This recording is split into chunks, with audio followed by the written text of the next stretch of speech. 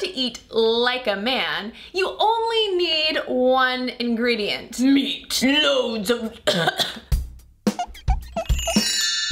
I've been thinking about this whole real men eat meat ever since I got a question from Stuff Mom Never Told You viewer Michael Negreso. Aren't we past this whole be a man way of thinking? It does more harm than good because it makes one change their personality, who they are, and conform to this flawed idea of what a man is. First thing that came to my mind wasn't so much the whole be a man, don't cry, beat up your enemies kind of thing, but rather the more subtle gendered messages delivered to us at the dinner table. According to that type of hegemonic masculinity, the manliest type of meal a guy could consume from start to finish would go like this. First, he would hunt and kill an animal. Next, he would grill that animal because men don't cook at stoves, they grill on grills. Next, he would eat an oversized portion of that meat with an oversized knife involved for bonus man points. And afterward, he will feel, or at least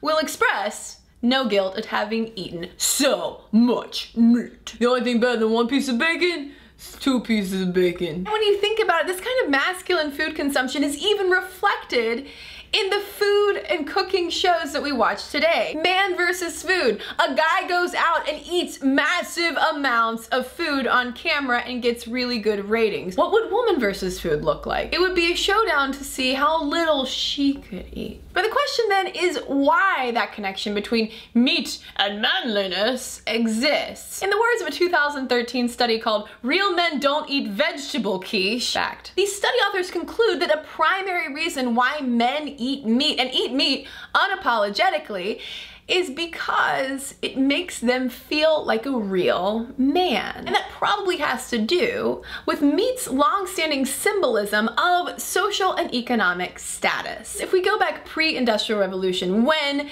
meat became far more affordable and abundant on middle-class tables, regular meat consumption was a luxury. One of the earliest selling points of the so-called American dream was the promise of meat for dinner. Unless you were doing pretty well, chances were meat wasn't always going to be on the dinner table. And if it was on the dinner table in a poor family's home, then the meat would first be served to the man of the house because he was the one, the thinking went, who needed to be properly fueled up to go out and then bring home the bacon. When it comes to bacon, I don't even cook it.